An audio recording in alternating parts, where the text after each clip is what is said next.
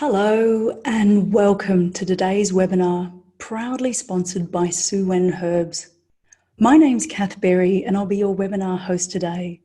We're here to talk about clinical advice, optimizing herbs and telehealth. We're living in such extraordinary times, and as practitioners, this is our opportunity to give to our communities. So thank you so much for signing in today. I'm going to be taking you through a brief talk about telehealth, followed by an orientation to the Su Wen Herbal website and how you can put this into action straight away. And then we're going to go to our questions and answers from our practitioner support team. So please sit back, relax, and I look forward to hosting you and facilitating your questions shortly. So today's talk, I'm going to cover the basics of telehealth, looking at who is most likely to want to use your services. What are you going to offer them? And how are you going to do this? Where will you be working from, your setup, your workspace or location? And when? What is your capacity? How many patients can you see each week? And finally, and most importantly, why? What is your mission, your motivation, or the bigger picture or plan? So we all started 2020 as normal in our acupuncture practices. And then, of course, early on the year, we were hit with COVID-19 and then forced into our social distancing measures. And for many people, that meant staying home.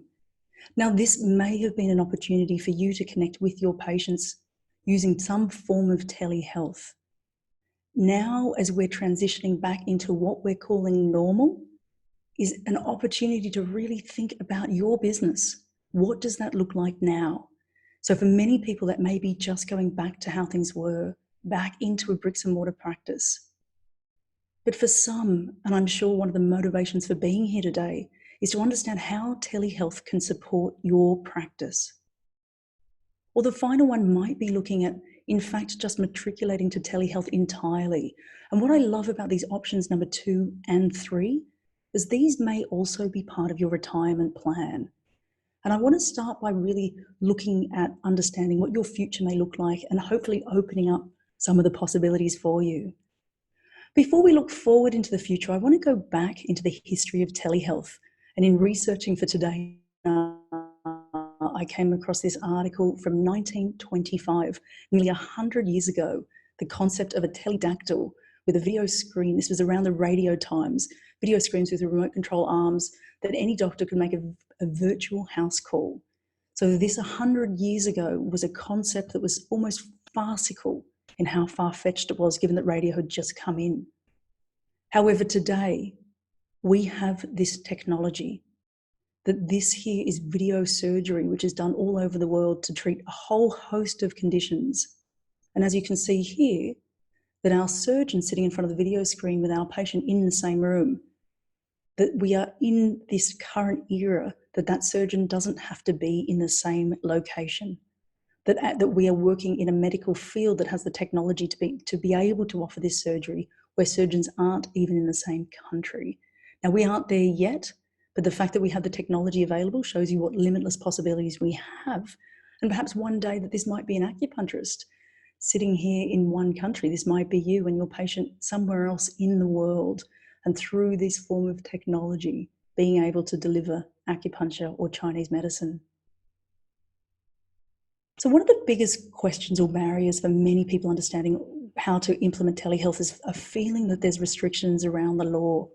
And I want to make it really clear that very early on in the USA, the Department of Health and Human Services released a policy called the Notification of Enforcement Discretion for Telehealth Remote Communications during the COVID-19 nationwide public health emergency. Now, this very long document, which I won't go into, lets all practitioners who are HIPAA covered be off the hook. And if you see the words, it says it will not enforce any penalties. That if good faith provision of telehealth during COVID-19 nationwide public health emergency is that the provider can use any audio or video communication to provide telehealth patients with treatment. So this is your opportunity now to feel more free in how you deliver care to your patients. So what this means also is that governments all around the world are releasing these restrictions because they understand the value of people being connected to health services remotely, given the social distancing policies that we're seeing. So of course, like with any form of medicine, there's pros and cons. The pros are convenient, low overheads, it's free for delivery depending on the platform that you use. It's non-geographic, it's easy to manage your time, paid in advance, and that it mitigates things like no-shows. It's also often easier for people to pay for bulk services or for monthly billing if it's paid all in advance over credit card. It also overcomes social distancing policies, is safe, provides greater access for more people, and it also allows you to work in incredibly flexible time on weekends, after hours, and early mornings, perhaps in a way that you might not have been able to in your practice. Some of the disadvantages are patients may not convert, that you need to upskill, that it is a more intense interaction, which I'm going to go into in a moment, that there may be electronic glitches. It requires technical ability on your behalf and to a certain degree on your patients as well. This point here, the inability to do hands-on treatment is by far one of the greatest barriers for many practitioners. And of course, the challenges with doing pulse diagnosis, and there's concerns around privacy issues and data collection. So these are some of the things we need to be aware of, and that you may look at these and think that those are insurmountable. But what I'm here to talk about is these benefits and how this might service you as a clinician and your patients. So the first thing I want to start with is by saying that often people feel like working on the internet will be really impersonal. But in Hall's spatial zones, which is an understanding of how we interact, is we have this way in society that we relate to other people. We have what you see here on the screen, the public space. We have our social space. We have our personal space and our intimate space. Now, often people think when they're working on the internet that they're working in a public space. But in fact, the reality is that because of where you sit with your digital device, that you are actually entering into someone's very intimate space within this 1.5 feet. So, that very much a close engagement can take place. So to really sort of think about this, and that can intensify the treatment. In fact, often in our acupuncture practices or when you're in your clinic, that we're working more in this personal space. Very rarely do we come into this intimate space. So it's something to be mindful of when you're working online with patients. So that's what we're talking about next. Who is your target audience? So the most likely patients to want your services right now are existing active patients. So one of the things to do is to audit all of your patients and work out what would be considered the low-hanging fruit. These are patients that you think are most likely to want your services. And the best example that comes to mind is fertility patients, many of whom their treatments have been interrupted and that there is this incredible feeling of anxiety and concern. So being able to reach out to these patients right now and offer help while they need it in their homes, or certainly in this as we're moving back into working in practice. You then look at who might be your medium challenge patients. So those might, for whatever reason, you think by a little bit resistant to telehealth. And then you look at your difficult patients who you don't think will respond to telehealth. So the reason why it's really important to audit all your patients is to realize that they're all going to respond differently. And the best thing you can do is go for the ones that are going to be most likely. So, really invest your time in patients that are most likely to want your services before moving to the medium or difficult, challenging patients. Do this exercise again, looking at dormant patients. So these are patients you might not have seen. Who are patients that you think might need your help right now? Again, using medium and then difficult, challenging patients as well. So the reason why I say this is it's really important to start with the easiest first. Start with the patients that you miss the most, the ones that you've been in some form of regular contact with, that they're the most likely to want to engage with you on a regular basis online. And so now moving into what services can you offer? And this is where I want you to think really creatively around traditional Chinese medicine and healthcare. Because one of the things that you have at your fingertips, which puts you at an advantage of any other practitioner, is you have the ability to do diagnosis and prescribe herbs online. And we're going to hear from Charlie O'Hara later to work out exactly how to do that, how to get your prescription directly to your patient. Now, this is an incredible asset, and this is not just about COVID. This is about a new working model in your business. But one of the things we're seeing is if you are matriculating back into practice, that you may need to have long gaps between patients in order to meet your statewide regulations. And if that's the case, if you need to have an hour gap between bookings, having telehealth patients scheduled in those gaps is the most economical way to run your business. So using traditional Chinese methods and herbs as a way of engaging your patients and continuing their care.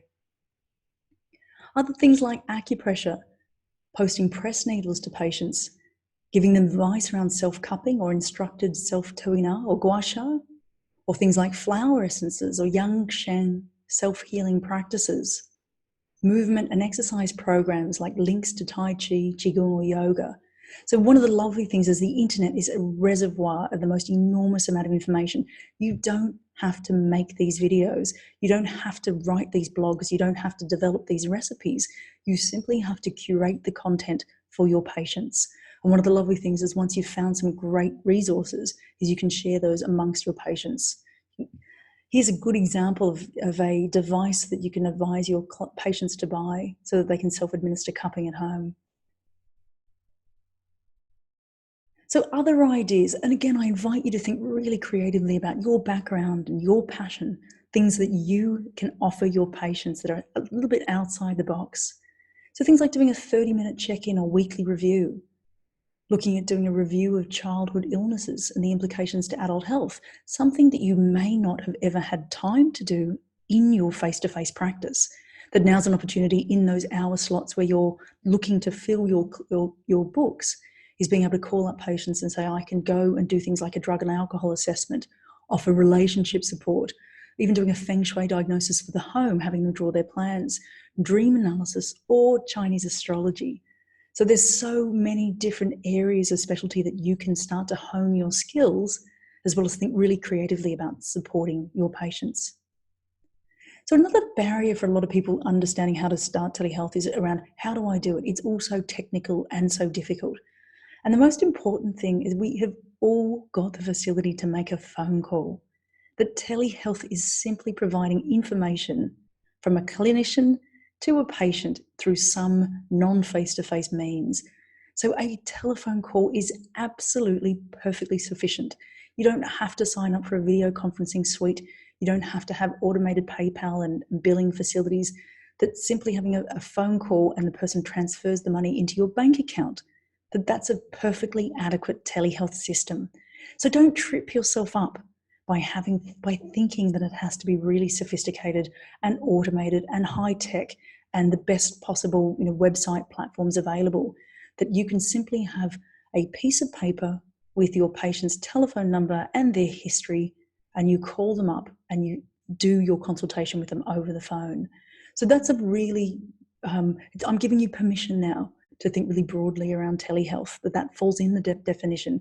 And we're going to hear from Jason later on, who's going to be talking about Giovanni and as an earlier pioneer of telehealth, and that's how he started.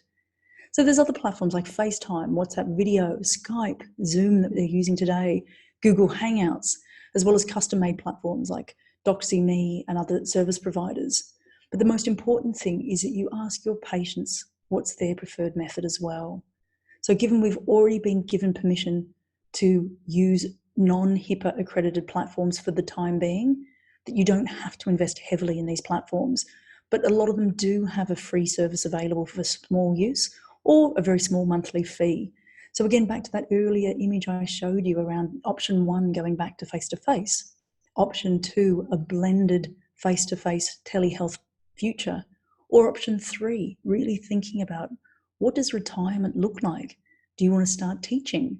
Do you want to start mentoring other practitioners? Because if you do, this is a really great starting point, getting used to this form of technology.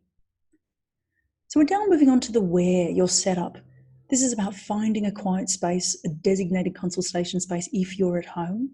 This might be in your office if you're going back to work. looking at where the best internet access is possible, and ideally with light in front of you, not behind you. So you want to be facing a window, not a window behind you. And I would always advise getting a good audio with a headset. Now, these microphones look really clunky, but they have lots of advantages. One of them is that your audio quality is very good. And the second thing is, by blocking out other noise, you're physically demonstrating to your patient that you are concentrating on them and that you are not being distracted by external sounds, that nobody else, that the consultation is private. So these headsets are a psychological way of reassuring privacy for your patient. With regards to the setup, you'd want to look at having your web camera at eye level and looking at the camera like I am now, not looking at the screen. Also making sure that you have a fixed background, that there's no movement or windows behind you, not near a fridge because they hum like an air conditioner or a fan. Sitting on a fixed chair, not a swivel chair, because you want to avoid movement, and having some form of green or plant in the background like I've got off to my left. I always would advise making sure you close the door from pets or kids, because obviously any unwelcome interruptions are always a distraction for you and your patient. I've just given you two little examples there of how you might want to set yourself up in a way that makes you feel secure, that you feel like you're in control and that you're ready for your telehealth consultation. Then we move on to your when. How much time have you realistically got? How many sessions or slots or hours are available? And what's the best time of day for you? Are you in a position to offer flexible working hours? Again, working on weekends, weekdays, or early in the morning? And again, are there any internet issues around certain times of the day that you might want to consider? I think the most important thing with any telehealth business is to really think about what's a realistic goal. Within your week, what is the exact number of people that you need to see and can see? And that more often than not, this number is a lot lower than you think. For many people, it's around 6 people a week. And that's fairly doable. And finally, we're getting now to the most important, is what is the purpose of telehealth? And how does it fit with your business plan? How much money do you need to sustain your living costs? And how will you measure your success? Before I finish, I want to make it so clear that you have this incredible access to knowledge, and that while you may have previously been able to do a physical intervention, is that this is now your opportunity to share that information.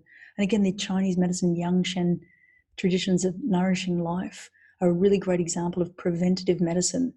And one of the things we as clinicians take for granted is we think that people know the same information we have. And it's really important to remember that any small, tiny change to diet, to nutrition, to lifestyle can have a massive impact, especially when somebody's at home. So if you're interested in any further training around telehealth, I am offering a course. When you fill in your evaluation form at the end of today's webinar, you'll receive a link and a discount that's exclusively for Su Wen Herbal customers of 50% saving on my telehealth course. So I'm now going to hand over to Charlie O'Hara to talk about how to actually get herbs to your patients in the comfort of your office and their home. Thanks, Kath. Hi, so my name's Charlie O'Hara and I'm the Marketing Director for Su Wen Herbs. So firstly, I'd like to thank you all for joining us today. It's great to see such a great turnout. So I'm going to start off by giving you a brief overview about Su Wen Herbs and then touch on our website ordering process so I can show how that can help support your telehealth offering. So Su Wen Herbs was founded in 1994 by world-renowned author, herbalist and acupuncturist Giovanni Matrosha. And it was founded on the belief that Chinese herbal medicine can help alleviate patients' suffering and complement an acupuncturist's clinical skill set in treating their patients. So Giovanni quickly realized that the patterns presented by Western patients in modern practice differed to those in Chinese patients hundreds of years ago. And so Giovanni created a herbal range of formulas based on his 35 years clinical experience to help acupuncturists improve their clinical results. And so the Su Wen Herbs range of herbal formulas consists of 3 lines. So there's the 3 treasures, which are classical formulas and adaptations for the modern world. There's Women's Treasure, which is a dedicated gynecological line, and the Little Treasures, which is a specific paediatric line for common children's complaints. So all the herbal formulas are all manufactured in the USA using good manufacturing processes. They are all free from animal products, free from toxic and banned herbs, from pesticides and heavy metals, and they're all suitable for vegetarians and vegans. Now, on our website, suwenherbs.com, you can find all the information you need on any of the formulas. So on there, on the formula pages, we've got a list of all the ingredients, actions, patterns, indications, and also you can request a copy of the certificate of analysis. And also on there, we've got a wealth of resources by Giovanni, all available to help support practitioners, including videos, articles, educational presentations. There's so much information on there that you can be using. So we recently launched our online shop, which I'll give you a really quick demonstration just to show you how simple and easy it is for you to create an account, for you to log in and order the formulas to deliver directly to your patients, which further helps support your telehealth offering, as well as just being super convenient for yourselves. So I'll quickly share my screen with you so I can quickly demonstrate the video. So if we start on the home page on suwenherbs.com, and then to click on the Order Online tab and Online Shop for US customers. And this will direct you through to the login registration page. So if you have registered prior to the 29th of February, you're a new customer, you'll need to enter your email address, password, and healthcare practitioner license number to register. If you registered since the 29th of February, you can simply log in using your username or email address and your password. And this will direct you through to your dashboard, as you can see on the left. So from here, you can view any of your recent orders. You can see some orders there that I've added, and you can select view. And if you want to reorder a previous order, you can simply click order again, and that will add those items straight to your basket. You can manage all your addresses from here, so your billing address, and then your shipping addresses. You can add multiple shipping addresses for all your patients in there. And you can simply click add address, enter their name, their address details, and save. It's as simple as that. And you can edit these at any time. So if a patient changed their address, you can update that. Account details, you can go in here just to update your own personal details and change your password. Now from the dashboard, you can click on the online shop, and here you can see all the formulas listed alphabetically. So you can select show all, and that they will all appear on one page, which makes it nice and easy for you. So if you click on the formula, so here we've selected clear metal, you can see some information on the formula, and you can literally just select the quantity and add to basket. And you can return to the shop here, and you can also search the formula in the product search bar. So here we've searched for warm menses, and again simply add to cart and return to the shop if you want to continue shopping. Now here you'll see that we also offer free shipping on orders over $100 and a 5% bulk discount on 3 or more products of each product. And you can also search by product category. So here we've selected Little Treasures, and we'll go for Little Sentinel. So here we've added 3 to cart, and you will be able to see the 5% discount applied. So if we want to go to checkout, we can view the cart by clicking on this button, or in the shopping trolley in the top right hand corner. And here you can see your shopping trolley and the products with the discount applied. If you want to amend the quantity, you can do so and just update the cart. And once you're happy with everything, you can proceed to checkout. And this is where we'll double check the addresses. So here your billing details will look automatically populated through from your main dashboard addresses. So just double check that they're all correct and you're happy with those. And if you want to ship to a different address, maybe to a patient, you can simply check this box here. And you can select from your stored addresses. So here we've opted for patient 1. And if you scroll down, if there's any notes you want to add, delivery notes, for example, you can just add them in here. And then again, just double check your order and you're happy with everything. Check to say that you've read and agreed to the website terms and conditions. And then you can proceed to paying either through PayPal or through card. So here I've selected Visa. And you can simply just fill in your card details and your billing details and select Pay Now.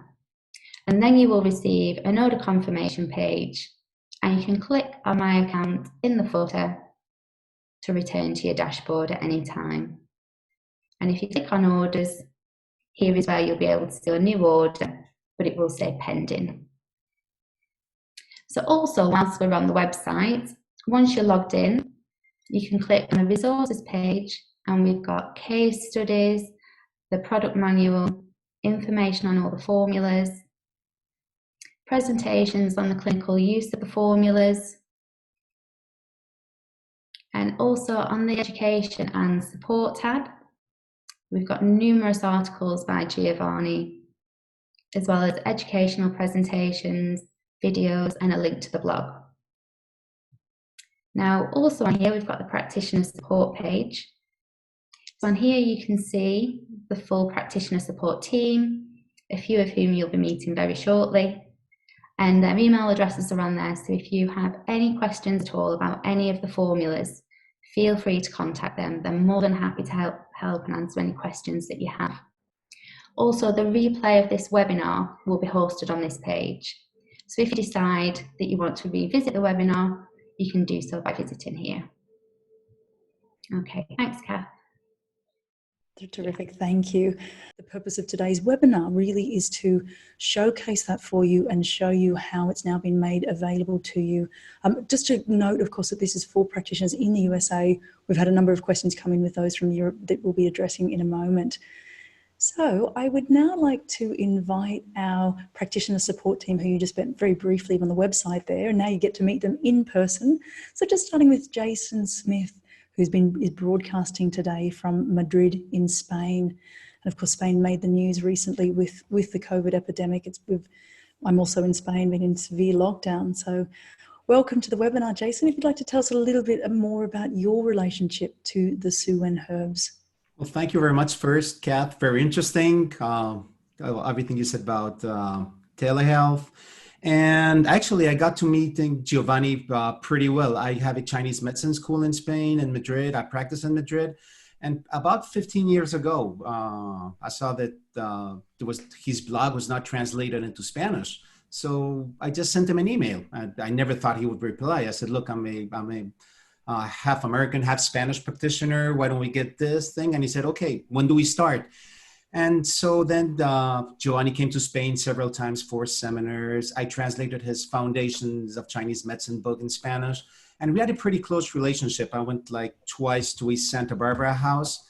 And I got to know him pretty well. And I've never, ever seen anyone so absolutely professional and dedicated to Chinese medicine. So I would like to share like just a couple of stories. First of all, I just asked him, I said, Giovanni, why did you learn to read and write Chinese? And he said, well, very simple. Because he said 1980 was my first visit to Nanjing, where he went 3 times for postgraduate programs. And he said, and I realized that the Chinese teacher was speaking for 10 minutes, and then the translation was only 20 seconds. He has liver qi stagnation. And so he said, this is so frustrating. And so he went and learned Chinese. And asked him, and how did you learn Chinese? He said, well, at night after writing and after my practice, I went, this was like mid-80s. He said, I went to my car and I had a tape on Chinese learning method. And he said, I just listened to it. And then he had like, I'd like to share also, he had like, at his house, he had like these boxes that were full of cards. I don't know if you can see, which he made. And there were like small flashcards. And he wrote exactly all the meanings and everything. So he could read Chinese perfectly. And actually, speaking of telehealth, I think Giovanni was really a pioneer in telehealth, because we learned one of his anecdotes when he was in Madrid doing a seminar. And so he was doing a seminar on women's treasures. And he used to work a lot with the 4 phases of the menstrual cycle. And so he prescribed her blood tonics for phase 1, kidney tonics phase 2, phase 3, etc. And so he asked him, and how did you do it? He said, well, people were calling, women were calling to my practice. And he said, and actually it was impossible to call because I had so many phone calls. I only had like 2 phone lines, which was absolutely impossible. And then when he moved to the States, also, he was still doing telehealth because ironically, he could not practice there because he didn't have an American license. So he was just giving herbal advice to practitioners all the time through the internet. Every day he woke at 8 in the morning, and from 10 to 12, he was just answering emails on the 3 treasures. And he was so absolutely passionate on the 3 treasures. So I think Giovanni was a pioneer in many, many, many ways. And in telemedicine and telehealth, he was really a big pioneer. So anyway, any question you have, actually, if you want, I can take a question, because someone was asking about how can you do, or I can give my experience, because someone was asking, I think Devatara, you were asking how to handle without hands-on access to the patient. I'll tell you what I do. I just, because I can't practice right now, so I'm just doing telehealth. And what I'm doing, so I'm just going for pattern discrimination. So basically, I do like a 5-minute in-call first and ask what the main problem is. And then I review my pattern differentiation with see if it's spleen Qi deficiency, kidney yang deficiency, if there's phlegm. And then I just go ahead and confirm my pattern differentiation and ask for a picture of the tongue in advance. So I can just ask for a picture to be taken like first thing in the morning, like maybe like 2 hours after breakfast. And that's how I'm handling telehealth at the moment. So it's possible. I know you don't have pulse diagnosis, but I think with your pattern discrimination, it's fairly easy to be done. And then you can always adjust the remedies. You can have people take remedies for 1 or 2 weeks and then start adjusting. And someone was asking also about the pinyin names. That was like a big problem with Giovanni's remedies, because he modified some of the names, and basically he did so because he said, we're not Chinese, we're European. So it makes no sense to learn a formula called Yogui 1, it's better to call it kidney yang tonic. And also what he did was he modified some of the remedies, adding, for example, kidney yang tonics. He added more kidney yang herbs based on his experience.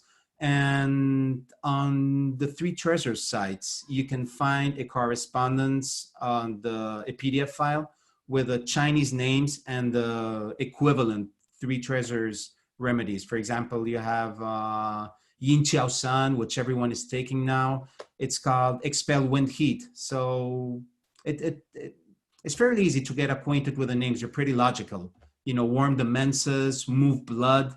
And so basically you just have a PDF and you just go through the Chinese equivalents. And I would like to stress the quality controls that the 3 treasures went through, because Giovanni, he was really obsessed about quality in his books and quality in the 3 treasures remedies. And, he didn't use like substitutes when you had to use spleen Qi tonics. He didn't go for Dangshen. He went for the expensive ones, for the ginseng and renshen. And he ran quality controls like at least once a month, because he really favored quality against economical profit. So anyway, thanks. Really thank you for for having me here on board. It's really a great pleasure. And if there's, I'm part of the Three Treasures support team. So any questions you might have, just feel free to email us and we'll do our best to answer your queries. Thank you, Kath. Excellent. Thank you, Jason. And of course, you know, one of the things that I'm sure we can all agree that Giovanni would be so pleased to know that his hard lifetime of dedication was continuing in this way. So thank you everyone for being part of this, that this is really a celebration of technology. And that was something that Giovanni was always at the absolute forefront of. So I'm now going to introduce you to Aron Ebbing, who's broadcasting tonight from over here in Europe, where it's the nighttime in Amsterdam in Holland. And so thank you, Aron, introducing yourself. Hello, everyone. Very nice to be here, and thank you guys so far. Yeah, it's really nice to hear those stories about Giovanni from Jason. It's nice to hear stories about someone who wrote books that you use like almost every day. Yeah, so I'm Aron. I'm also part of the support team, and I live in Amsterdam. My clinic is also in Amsterdam. Amsterdam is the main city of Holland, of the Netherlands, in case you don't know.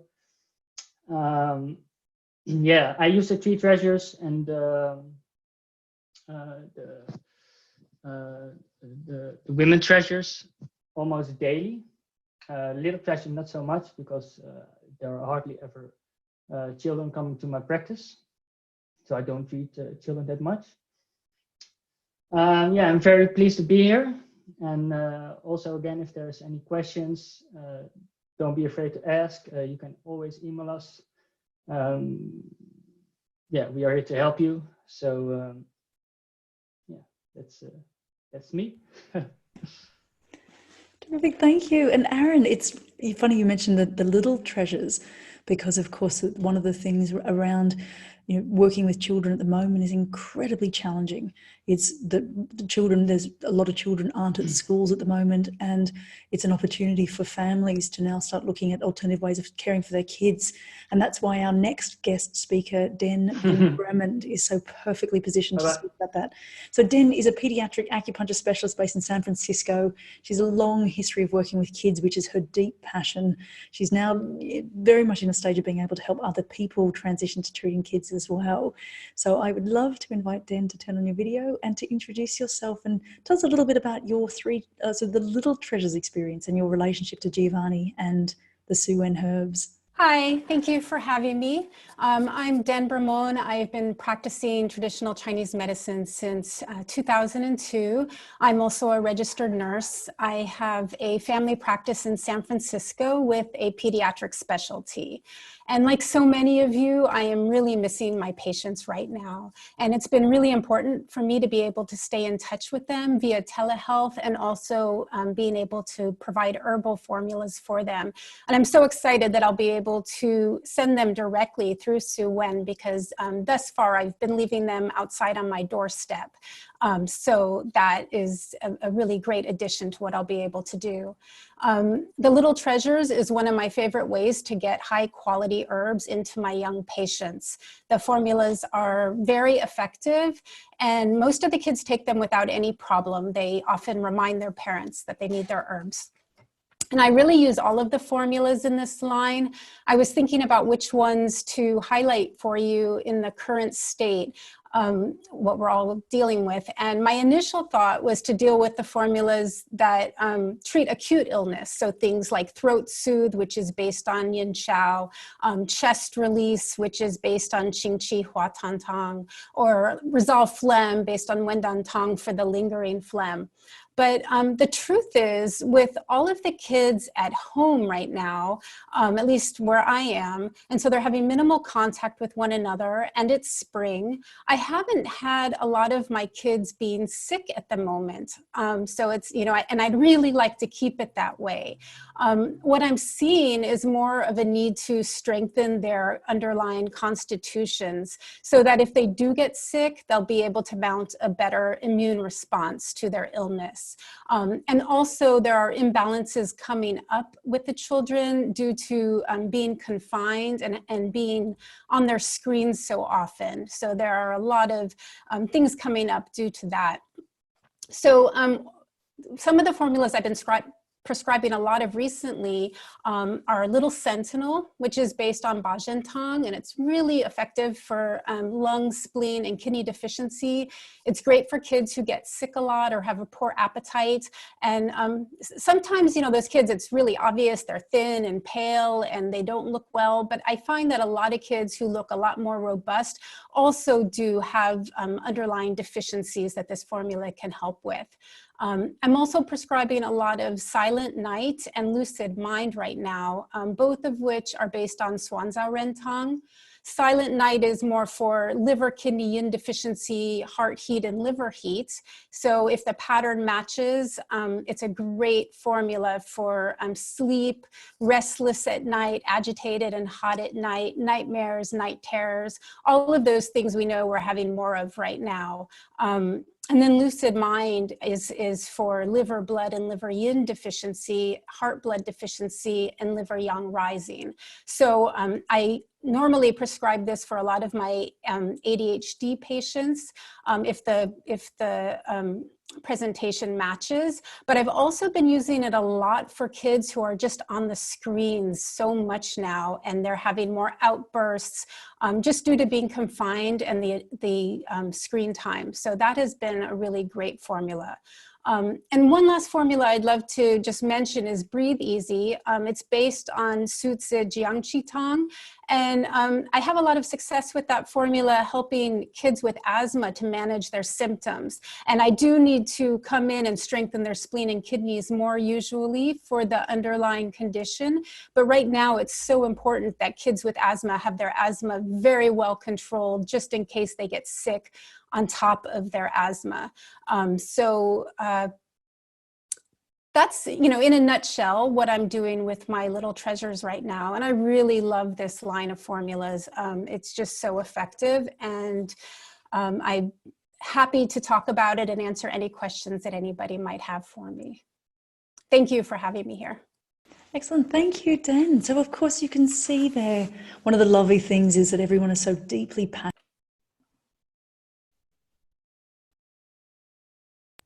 So everyone is so deeply passionate about these formulas as well as helping patients. So I'd now like to invite our practitioner support team to turn on your audio and video, and we'll be going through these questions that have come in. You'll have to excuse me, we've had a technical glitch on my Zoom end at the moment. I can't read the questions and answers, so I'm going to get our panelists to have a look at those. There has been one that's come in, which is around telehealth and talking about the state borders in the US around being able to practice across state lines. These are some of the local restrictions which are really difficult to speak to, that I would never encourage anyone to break the law. However, looking at also ways of working within that. And one of the things is understanding that we're offering a health education service. So when you talk about health and clinical advice, that is perhaps considered under healthcare, but if you're looking at education, that often gives you broader state lines to be able to offer more scope for helping more people. So that might be one way of looking at overcoming some of those restrictions as well. So we've had another couple of questions come in also around availability of the herbs in countries like France and Canada. So I'd just like to hand over Charlie, if you'd like to make a comment from a global perspective around having the availability of the herbs.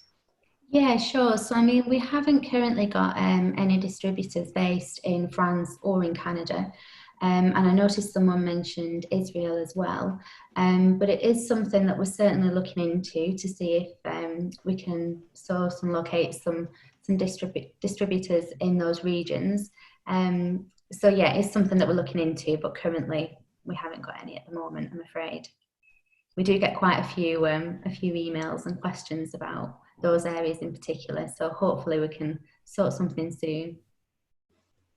Great, thank you, Charlie. And if I can invite our panelists to have a look at the Q&A and go through. Yeah.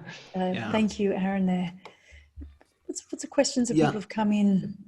Actually, if you want, I can take one. Someone's asking right now, I guess the obvious question is, hi, Jason, could you share your experience of treating COVID-19 patients. And, you know, I live in Spain, so here we leave that treatment to the medical doctors, and people need to go to hospital, obviously, if they have symptoms, etc. But what I did, I put all of my patients that ask for advice, I just put them on Yuping Feng Sun, just the basic Wei Qi tonic, which is, if I'm not mistaken, it's let's see, what's Herbal the Sentinel Young, herbal, maybe? Yeah. Actually, there's Jade Screen, which is just Yuping Feng Sun, exactly. And you also have Herbal Sentinel Young, which is a mixture of Guizatang and Yuping Feng Sun.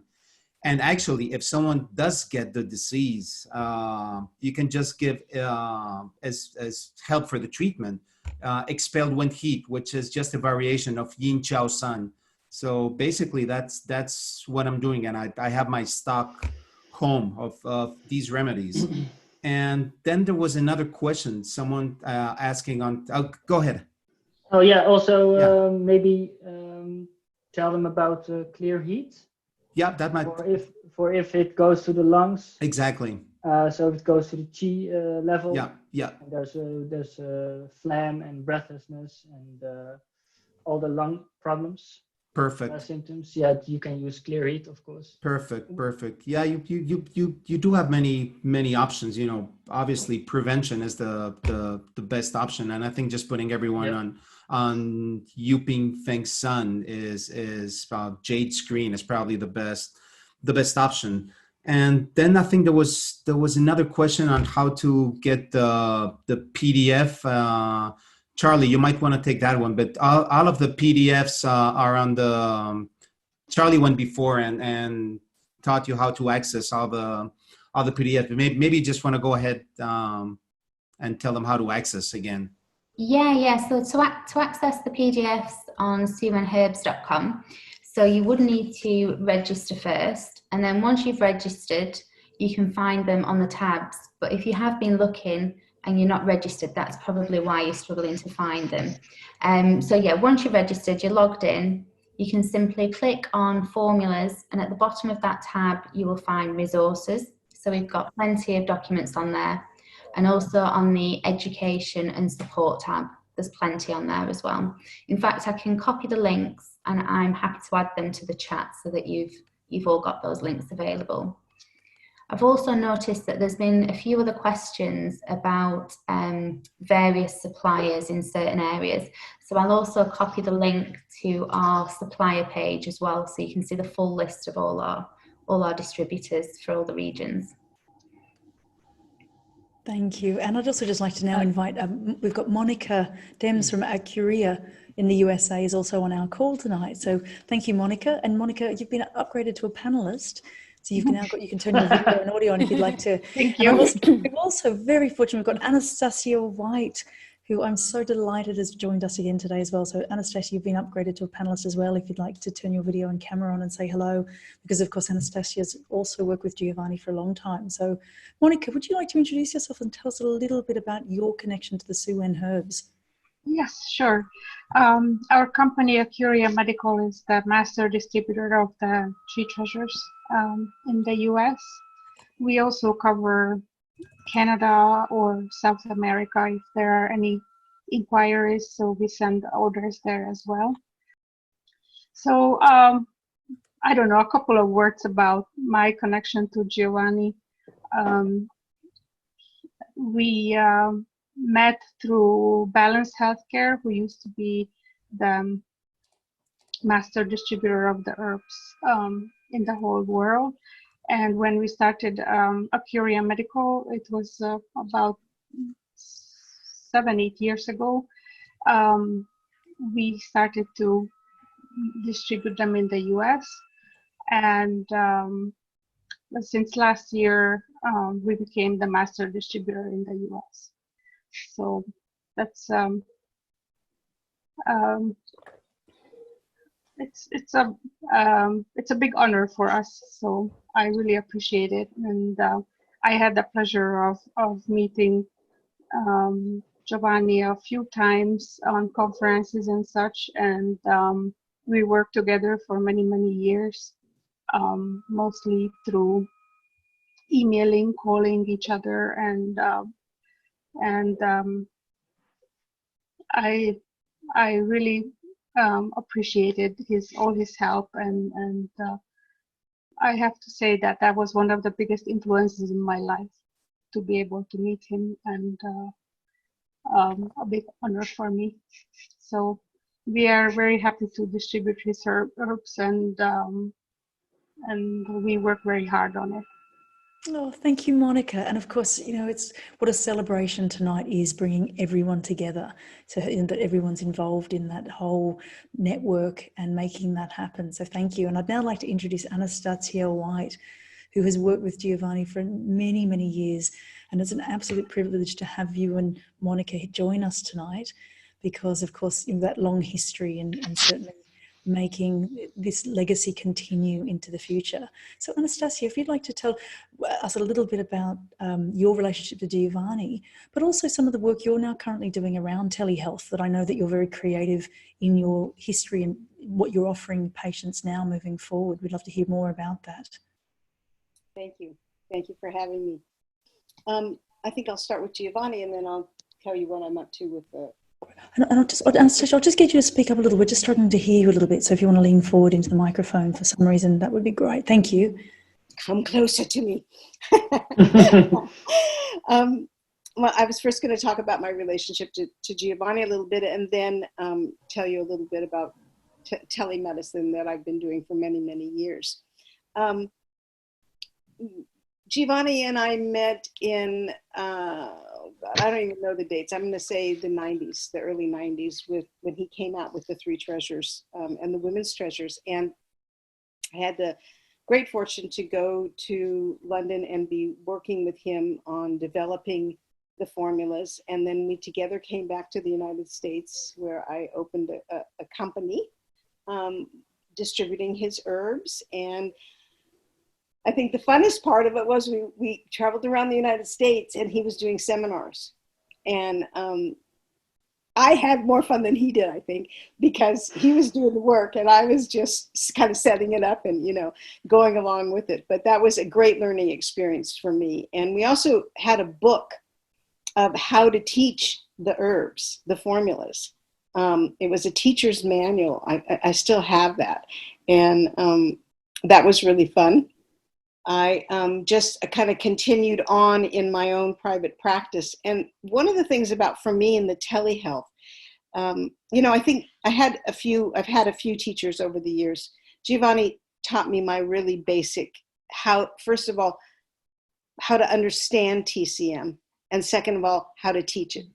And that was a great privilege, and to learn that from him.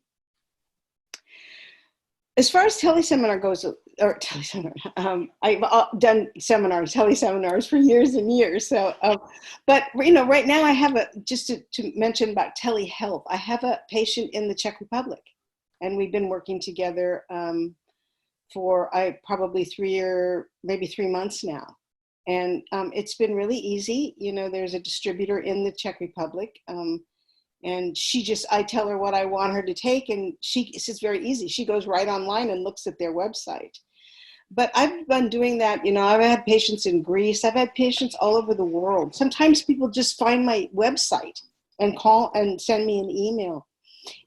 Because I have limited my practice to herbal medicine from the beginning, it was always, as soon as we went into videos, it was really easy to do telemedicine. Because if you can see their face, and even before we had the videos, there were photos you could send. Look at their tongue, come up with the pattern, and then apply the herbs to that pattern, which Giovanni set it up, Three Treasures, so that's what you can do. That's what you can do. You can be led right to it. So I think it's really of the future, the telemedicine. And I think that all of the people what people come to me and say, well, I don't know herbs. I didn't learn herbs in school. I don't know herbs. How can I start? And it's really not that difficult to do. And I do a lot of teaching around that, around taking a line and how to use that line, how to break it down and how to use it. Not that hard.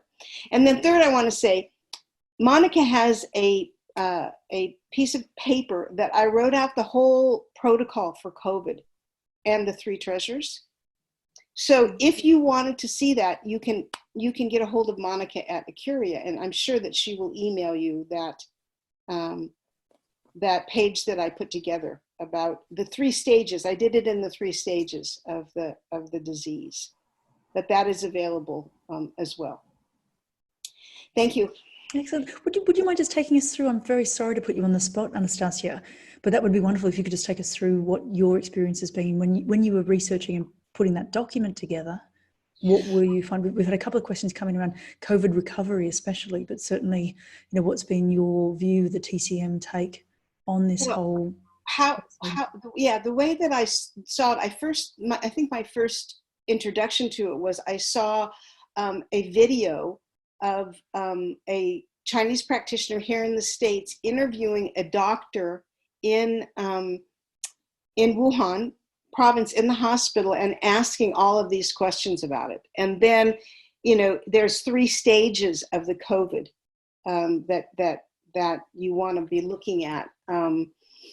The first one you can use, the very first thing you can use something like expel wind heat, and then as it progresses, and I guess I would say even before that, prophylactically, I would be using the herbal sentinel yin or the herbal sentinel yang or the children's herbal sentinel.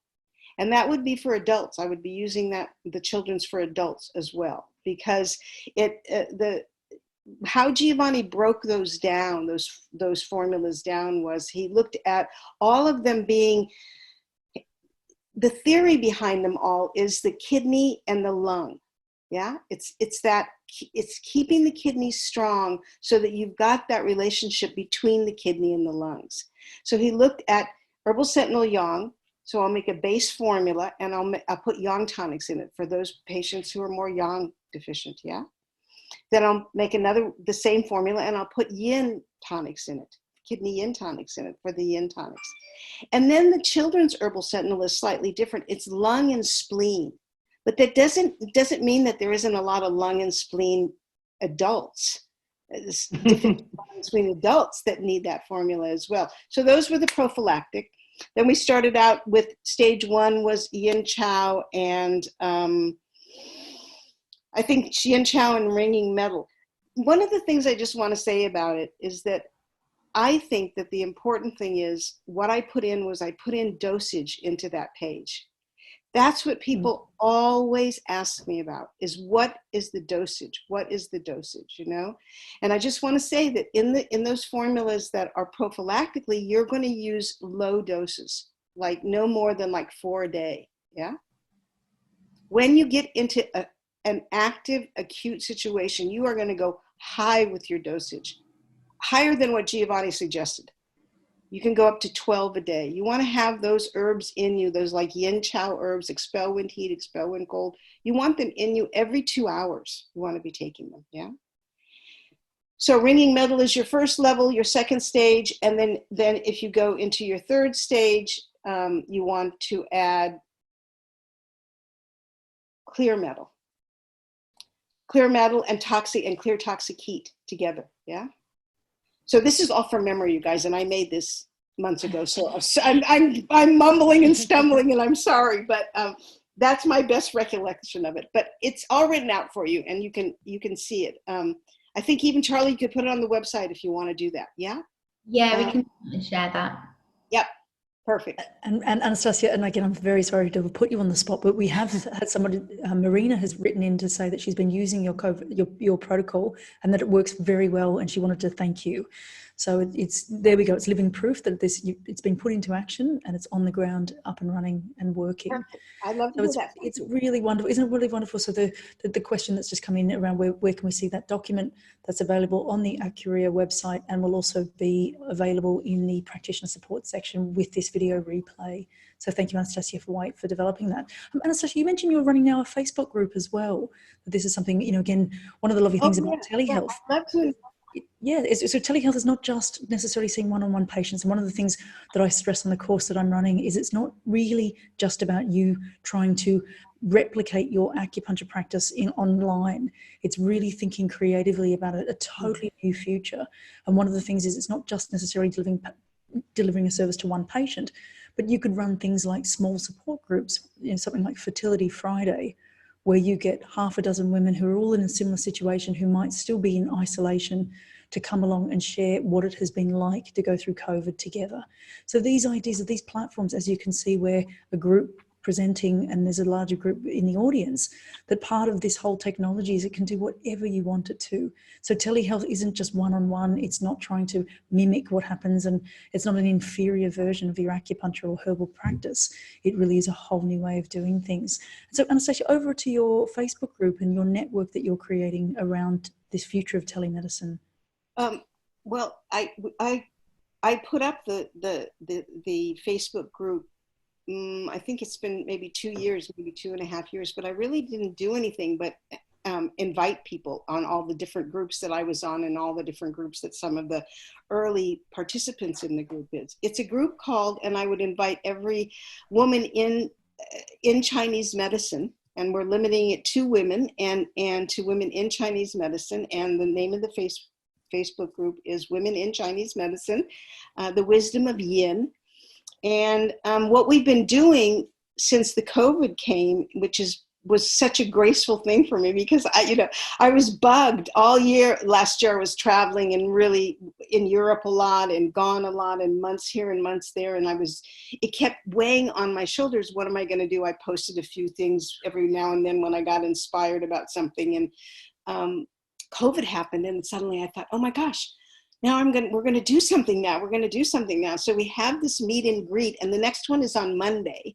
And it's been really wonderful meeting the women there's about 300 women in the group now, meeting the women and just talking about what is it like. One of the questions that I asked and that I hope that we'll continue to ponder was, what is the wisdom of yin?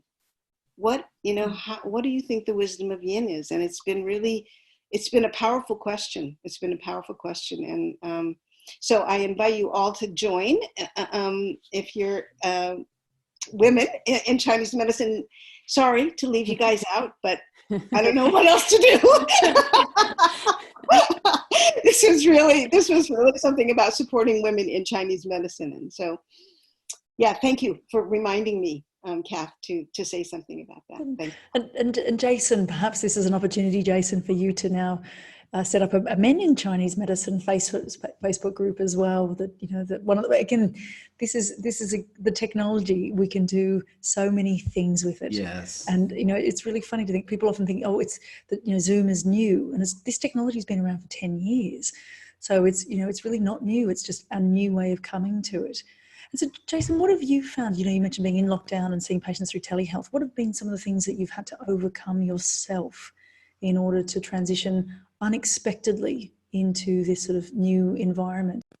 Well, probably not having that contact and with the patient, like, that ritual when the patient walks in, meet and greet, you offer a cup of tea, and you just have because I see probably takes like 1 hour, 1.5 hours. So the first 20 minutes with a new patient is just basically chatting on live, just to create the right atmosphere. And telehealth, that's one of the big problems that we have with telehealth, that we can't establish really that one-to-one communication. But I think we just need to adapt to the new scenario.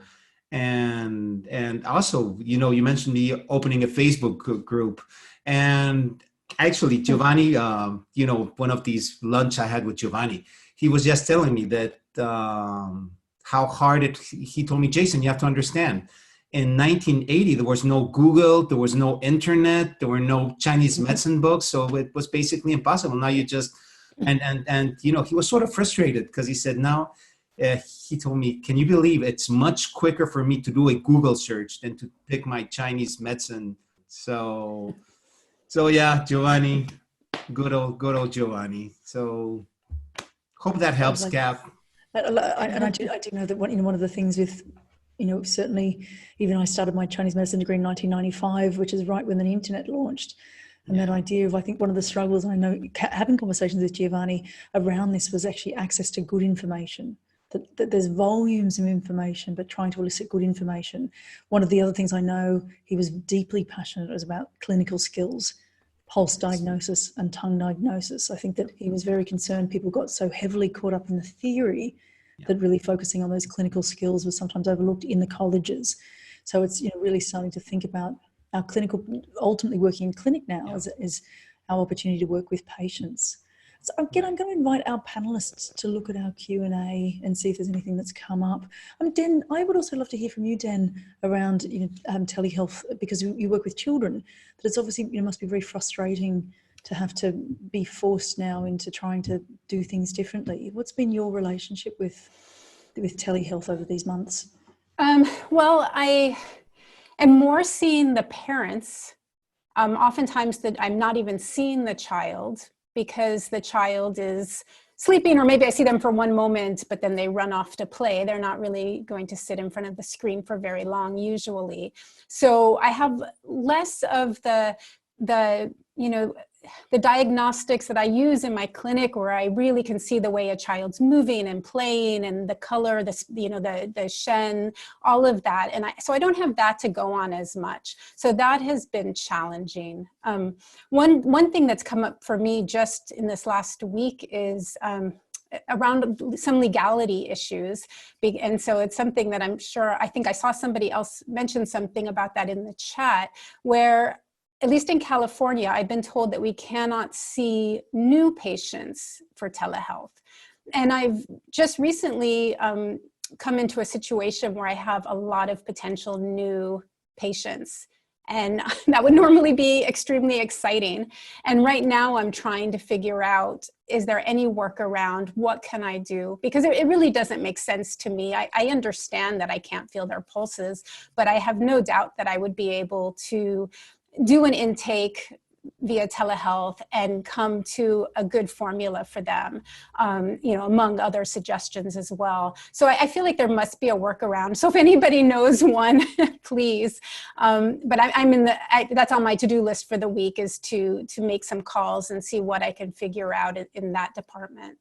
So it's I'm excited, though. I feel like you've really opened my mind. I was a little more rigid about not wanting to go full force into telehealth until I started communicating with you, and we had our conversation the other day, and I feel like I really opened up and am looking at it very differently just 2 days later. And now I'm feeling quite excited and just trying to put all the pieces together to make it happen easily. Excellent. So thank you. Thank you, Dan. And one of the things I often hear from practitioners is, I'm not tech savvy, or that, I find the technology really bothersome. But one of the lovely things about being on this webinar today, for everybody that's watching, by virtue of the fact you're here, means that you have the skills to be able to do telehealth. So it's, it's really validating the fact that if you can participate, watch and listen and connect into a webinar, then you have everything you need to be a telehealth clinician. And really it's really just around confidence building.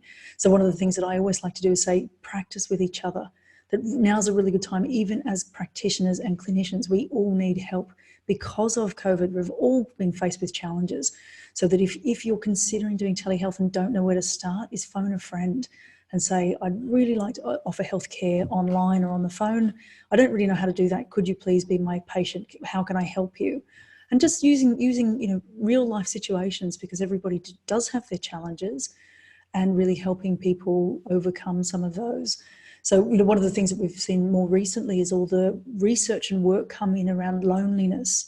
That loneliness, I saw in some recent study, was that loneliness has the same health detriments as smoking 15 cigarettes a day. So when you think about cardiovascular disease and the health consequences of people being in social isolation, is at the very least picking up the phone call can medicate some of that loneliness for people. So it's really starting to, there's a question coming around, so there's a response in fact around you can see new patients if you're billing insurance, but what if it's a cash patient? So that's obviously makes it really a little bit more difficult. I know some of the barriers are the financial transaction, bank transfers, PayPal, Stripe. There's a whole number of electronic payment systems available. Unfortunately, we don't really have time to go in that today's webinar. But again, I'd like to invite my panelists today to have a look at the questions and answers section and just see what sorts of things that are coming up for people, or even what you've found in your own practice. Just wondering, and perhaps Aron, I know they're wondering whether in Holland, what the situation has been in terms of what you've noticed with your patients or colleagues. Well, luckily we are able to treat again, so we are not anymore in the sticky situation that we have to use telehealth. So yeah, yeah. And I think one of the challenges as well is the a little bit of confusion around what precautions you need to take in order to go back into clinical practice. And again, that's not really part of today's webinar, that it's different by state, it's different by country, but certainly again, one of the things we're finding with COVID is there are no clear answers to things, but there generally does seem to be a legislation to say that you need to have a gap between seeing patients. So what it means is, particularly if you're running a multi-bed practice or have multi-rooms, that your capacity will be reduced for a period of time, and we don't know how long that's going to be.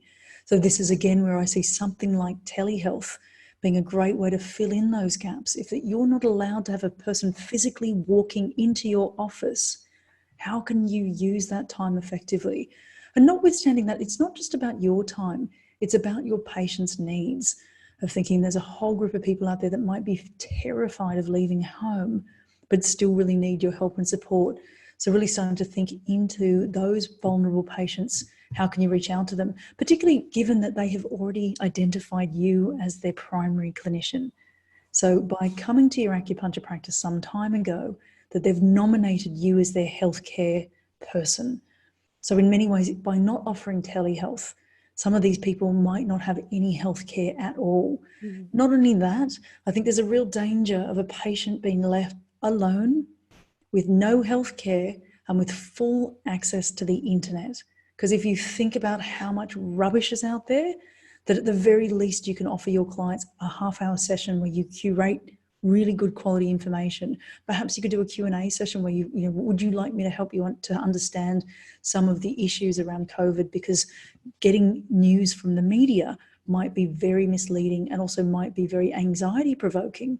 So again, being able to come in as an informed expert, somebody who's trusted, somebody who's studied and well learned, and also with the Su Wen website and the herbs, the fact that you've got an option of treatment available as well. So, I hope that this webinar this evening has given you a chance to think about your practice in this way. And again, I'd like to invite our panelists to share perhaps some of their thoughts around maybe some obstruction for people not using telehealth, some of the barriers that people might have to overcome. I wanted to just say that if there's a problem taking in new patients, that was the first that I had heard of that in California. What about health counseling? Mm-hmm. Rather, you're going to, it's not really a patient, it's a client, and it's health counseling. And I really, really appreciate Kath's opening it up to many things, going through and making suggestions about what is good information on the internet. When I do an intake, I'm because I do Chinese astrology, because I do diet, because I have all of these, I do sort of the mantic arts of China. I do lots of things, feng shui. There's many things that I can offer people around health. So I would say if you might think about just kind of cruising around the what's happening even in the Bay Area, for there's free Qigong every day. There's all kinds of things going on that are really good, and that's definitely worth people's time and money for you to have gone and done that and be able to offer your opinion on it to, for new clients. I never Thank call you. them agents. I call them clients. I did that many years ago. I changed from that. Yeah. Great. Thank you so much. You're welcome. Yeah, you're welcome.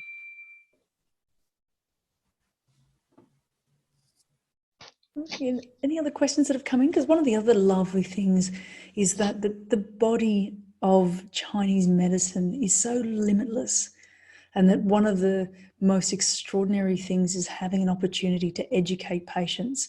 And I'm sure you've found in your practice that the frustration of only having these short windows of times with patients where the majority of the time is taken with them with needles in situ. So the fact now that we've been given this gift, and even being able to say to patients, why don't you come in every second? We'll do one telehealth session and then we'll alternate telehealth to physical treatments or do some sort of combination. And again, I'd like you to sort of think about those patients, particularly the best example that comes to mind is fertility patients, because they are so stressed by the ticking time bomb, the fact that their treatment was probably interrupted, the high likeliness is they've invested thousands, if not tens of thousands of dollars in treatment, which is effectively on hold. Not only that, they are no doubt locked in the house with the person they're having fertility problems with. So for all of those reasons, you can think about how important it is to help these people right now. And things like privacy is to say to a person, look, I'm really happy to do a telephone consultation with you in your car. It doesn't have to be you could be really creative around how you do that, but offering that lifeline to people. And of course, with something like fertility, where it's tiny changes in their diet, and we all know that stress is such a prohibitive factor in fertility. So how is it that somebody with those set of circumstances is not going to be stressed? So working out mechanisms to help alleviate that stress for them, being that person that can listen and hold space. And exactly as Anastasia was saying around simply offering a service of Chinese medicine coaching or counseling. So, being able to impart all this information that you have, that if you think about it, by not doing telehealth, is that you're not giving your patients your best service. So if your issue is you don't feel confident, or you don't have the technology, or you don't have the right website, or you haven't got a PayPal account yet, all of those things are things you're going to have to get over yourself. That's your own ego. That really it's understanding from a compassionate position is that your patients really need you right now, and that to give them the best possible care is you need to make yourself as available as you possibly can within your limits as well. So it's really an important note to end on. And I'd now like to invite our panelists, just before we do finish up the webinar, perhaps to just give one piece of a tip or advice, or share their favorite Su Wen herb, or a story around how Chinese medicine has got you through this COVID epidemic, how you've been able to, with your Chinese medicine knowledge, either help yourself or help your family or help someone else. So I'm going to start with Jason, just putting you on the spot there, Jason, just sharing one thing about why you feel grateful for this knowledge of Chinese medicine in your life today. Yes, actually, while you were speaking of all the opportunities that we have now with telehealth and everything, it reminded me that something that Giovanni really admired from his Chinese medicine master, which was Dr. Shen. Dr. Shen was he was a guy from Shanghai, moved to the States, and Dr. Shen was a pulse master. And, he used to say he was a real Chinese medicine practitioner because his father was a Chinese medicine practitioner, his grandfather, great-grandfather. And basically what Dr. Shen and Giovanni always said, which is a good opportunity that we can have now, it's totally useless to tell the patient you have a kidney yang deficiency, liver yin deficiency, or spleen qi deficiency, because the patient doesn't care. But you need to tell the patient why you have a spleen qi deficiency. So maybe you do not get enough sleep, you're working too many hours, maybe you just eat dinner and before doing your digestion, you just go to bed. So I think that's a good opportunity for us with telehealth, and also to give some more, not just giving out acupressure and herbs, basically just lifestyle counseling, with Chinese medicine is really great about it. what happens? How do you get that pattern? So maybe we can just sort of, that's what Giovanni said. We need to be detectives. I mean, not only why does someone have a pattern, which actually he does have, but why does that person have that pattern? Because if we treat that and doesn't make changes in his lifestyle, then that's going to come back. And I think now with telehealth, we might have like a good opportunity to be real Chinese medicine practitioners. So I think that's one of the best advices we can give our future patients. Thank you, Jason. Thank you, and Kath. Aron, what's been your piece of gold in all of this chaos? No, we've lost your audio for some reason. We'll move over to Den just while Aron is now fixing up his audio. So Den, it's been your, again, even if it's just for yourself, how Chinese medicine has served you or others. Well, this has been a great reminder for me that TCM is more than needles, and that it really is a way of life. And when I look at all of the people around me who aren't practitioners, there's so much anxiety and fear and uncertainty, and they don't have the same tools we have. We need to share those tools with them. And so it's been really amazing for me. I remember before I studied Chinese medicine, how I would handle things, what my diet was like, and the changes. And you had said earlier that, we can't forget that those little things, I assume everybody knows them. I feel like, I can't share this. It's so basic. But then I do share it, and people are amazed that they should leave that out of their diet, or they should add that in. So it's just, I think it's a really great opportunity to remember what a precious gift this medicine is, and how much we can do with it for ourselves and other people. Oh, beautifully said. Thank you, Dan. And Aron, just checking to see if your audio is working now. Oh, we seem to have lost you, but Aron, if you could type into the chat for us and just share for us, again, your little piece of gold. And I'd like to ask Monica. Monica, of course, that you have a bit more of a global perspective at Acuria.